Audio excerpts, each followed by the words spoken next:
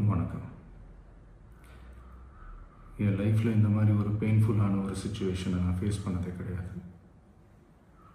மனசு முழுக்க வலி மட்டும்தான். இந்த சுற்றுப்பயணத்தில் என்னென்ன மக்கள் பார்க்க வராங்க, அதுக்கு ஒரே ஒரு காரணம் தான், அவங்க என் மேலே வச்சிருக்கிற அன்பும் பாசம். அந்த அன்புக்கும் பாசத்துக்கும் நான் எப்பவும் கடமைப்பட்டிருக்கிறேன்.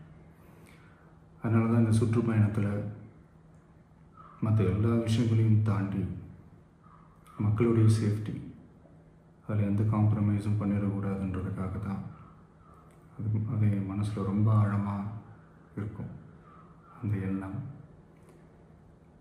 அதனால தான் இந்த அரசியல் காரணங்கள் எல்லாத்தையும் தவிர்த்துட்டு ஒதுக்கி வச்சுட்டு மக்களுடைய சேஃப்டி மட்டும் மைண்டில் வச்சுக்கிட்டு அதுக்கான இடங்களை சூஸ் பண்ணுறது, அதுக்கான இடங்களை பார்த்து பெர்மிஷன் கேட்குறது, போலீஸ் டிபார்ட்மெண்ட்டில் அதை ரிக்வெஸ்ட் பண்ணி கேட்போம். ஆனால் நடக்கக்கூடாதது நடந்துருச்சு. நானும் மனுஷன் தானே. அந்த நேரத்தில் அத்தனை பேர் பாதிக்கப்பட்டு இருக்கும்போது எப்படி அந்த ஊரை விட்டுட்டு என்னால் கிளம்பி வர முடியும்? நான் திரும்ப அங்கே போகணும்னு இருந்துச்சுன்னா அதை ஒரு காரணம் காட்டி அங்கே வேறு சில பதட்டமான சுச்சுவேஷன்ஸ், வேறு சில அசம்பாவிதங்கள் அந்த மாதிரி எதுவும் நடந்துடக்கூடாதுன்றதுக்காக தான் நான் அவாய்ட் பண்ணேன்.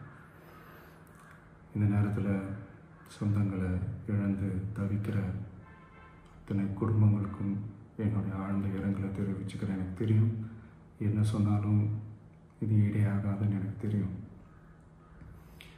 ஹாஸ்பிட்டலில் ட்ரீட் பண்ணிகிட்ருக்கிற எல்லாருமே சீக்கிரமாக க்யூர் ஆகி வரணுன்றதை இந்த நேரத்தில் நான் வேண்டிக்கிறேன்.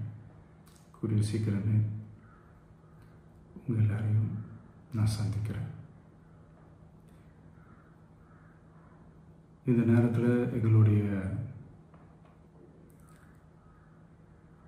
வலிகளை, எங்களுடைய நிலைமையை புரிஞ்சுக்கிட்டு எங்களுக்காக பேசின அரசியல் கட்சிகளை சார்ந்த நண்பர்கள், தலைவர்கள் அனைவருக்கும் என்னுடைய நன்றியை தெரிவிச்சுக்கிறேன். கிட்டத்தட்ட ஒரு 5 மாவட்டத்துக்கு பிரச்சாரத்துக்கு போனோம். இந்த மாதிரி எதுவுமே நடக்கல. ஆனால் கரூரில் மட்டும் ஏன் எப்படி நடக்குது, எப்படி நடக்குது? மக்களுக்கு எல்லா உண்மையும் தெரியும். மக்கள் எல்லாத்தையும் பார்த்துக்கிட்டு இருக்கிறாங்க.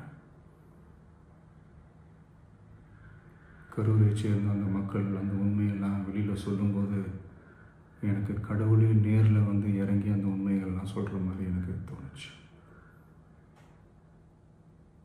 சீக்கிரமே எல்லா உண்மைகளும் வெளியில் வரும்.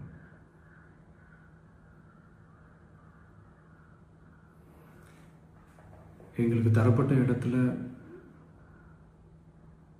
நாங்கள் போய் அந்த ஸ்பாட்டில் நின்று நாங்கள் பேசிட்டு வந்தோம். அதை தாண்டி எந்த தவறும் எங்கள் சைடில் நாங்கள் எதுவுமே செய்யலை. பட் இருந்தாலும் எங்கள் கட்சியை சேர்ந்த நிர்வாகிகள், தோழர்கள் மேலே எஃப்ஐஆர், அது மட்டும் இல்லை சோஷியல் மீடியாவை சேர்ந்த நண்பர்கள், தோழர்கள் அவங்க மேலே எஃப்ஐஆர்லாம் போட்டு இப்போ பிடிச்சிக்கிட்டு இருக்கிறாங்க.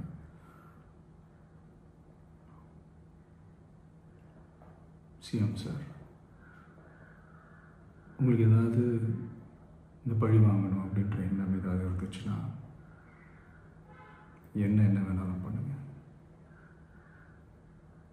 அவங்க மேலே கை வைக்காதீங்க.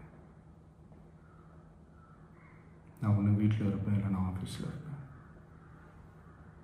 என்ன வேணாலும் செய்யுங்க. நண்பர்களே, தோழர்களே, நம்மளுடைய அரசியல் பயணம் இன்னும் ஸ்ட்ராங்காக, இன்னும் தைரியத்தோடு கண்டினியூ ஆகும்.